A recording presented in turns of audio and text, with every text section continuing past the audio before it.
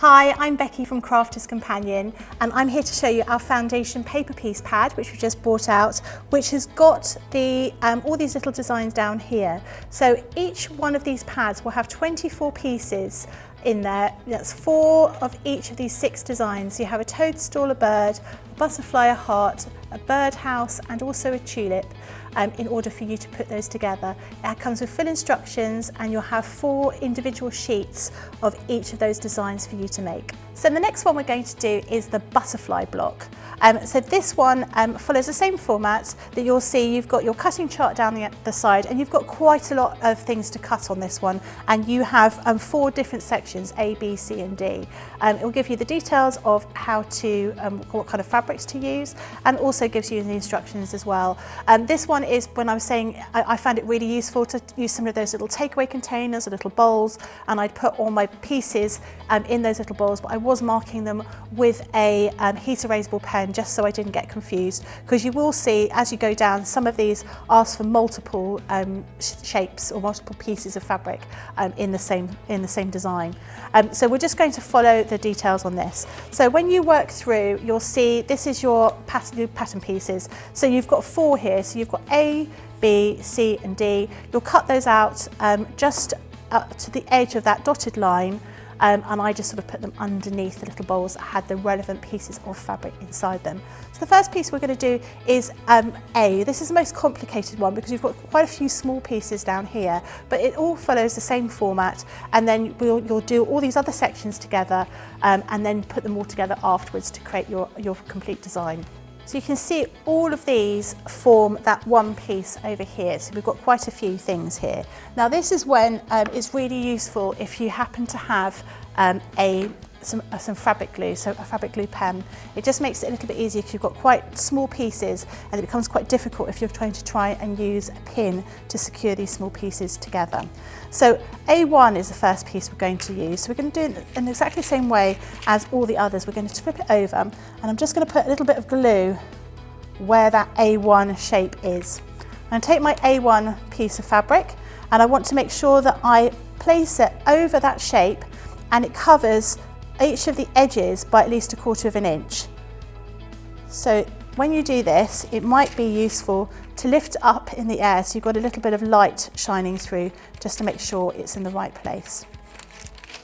Now we're going to flip it over the right way, and we want to fold across where it says the mark between A1 and A2. So once again, I'm just going to use my little ruler here, and I'm just going to lift it up very slightly against that line and then fold it over along that line there. Then we're going to trim with 1/4 inch seam allowance. So you can see here on my ruler I've got a mark, I've got my edge, and then I've got my first mark, which is my 1/4 inch. So I'm just going to line that mark up against the edge of the pattern, that fold, and I'm going to use my rotary cutter just to trim that little piece off. And then I'm going to take shape A2, and I'm going to fold the pattern the other way round, and I'm going to place my shape A2 against that cut edge there, and I want it to flip over. So I'm going to make sure it's going to cover that little shape here. It's a tiny shape, so I know that's going to be absolutely fine. Now here would be difficult to put a pin in. So again, I'm going to use a little bit of fabric glue, and I'm just going to put my fabric glue along that line, along that seam line here, just so it secures it in place. Place that down there. So that's all secure. And then I'm going to stitch this tiny little line here, just from that point down to that point. And I'm going to look for the next piece, which is A3, which is this piece just over here.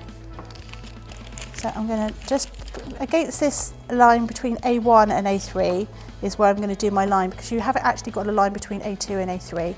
Get that line there. So I'm going to fold fold my pattern over, like so. Then trim. Take the piece of fabric labelled A3, Place that there. Again, I might use a little bit of glue here.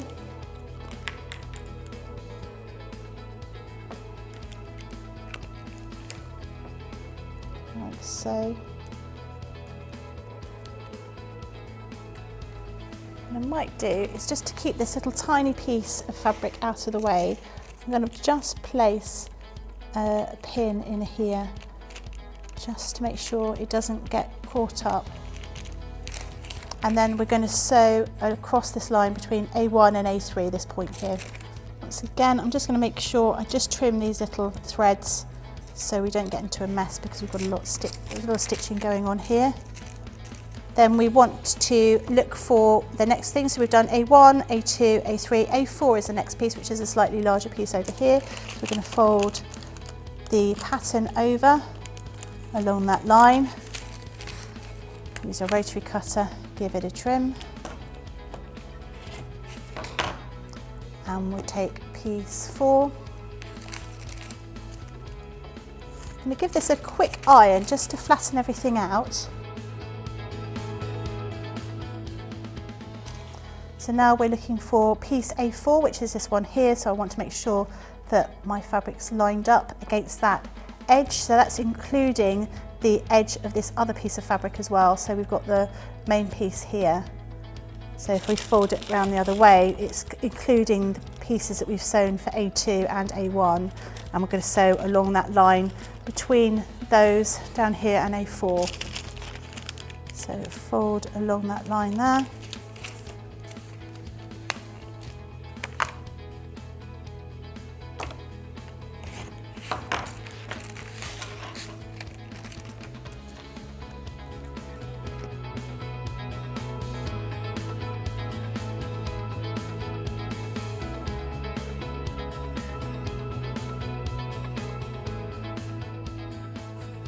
So you can see now you're beginning to get this little heart shape that's coming through. So we're going to continue to put everything together in exactly this way.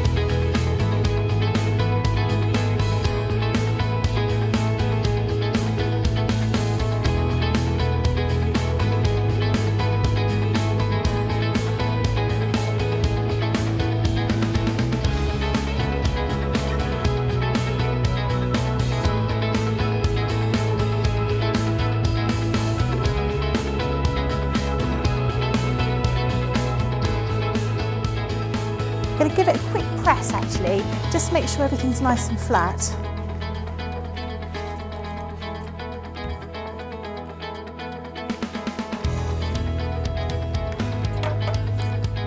And then we're just going to trim on that dotted line, so on the very edge of the pattern paper. So when you cut out your pattern, if you cut just to the edge of that dotted line, you can then trim off the paper at the same time. But I'm just going to take off those little dimples, those little dots on the line. And we're just going to go all the way around the pattern piece.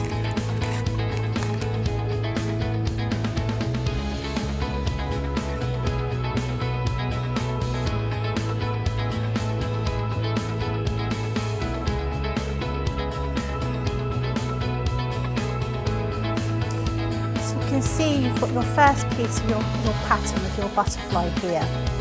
So there you've got your first piece. So this forms this section just over here on your actual butterfly. But you can see how that comes together. So you'll do each of those individual pieces of that block, A, B, C and D. You'll trim them all off and then you'll stitch against you put the right sides together and you'll stitch against these sort of main lines to put the whole thing together. So if I turn it over the other side, you can see how it's been put together. So you've got all these little sections which look just like so here, and they've all been sewn in exactly the same way and then sewn together to create that little block. And that is your butterfly block from your foundation paper piecing pad. And there you have your gorgeous finished butterfly ready to fly away on any projects that you're going to be working with.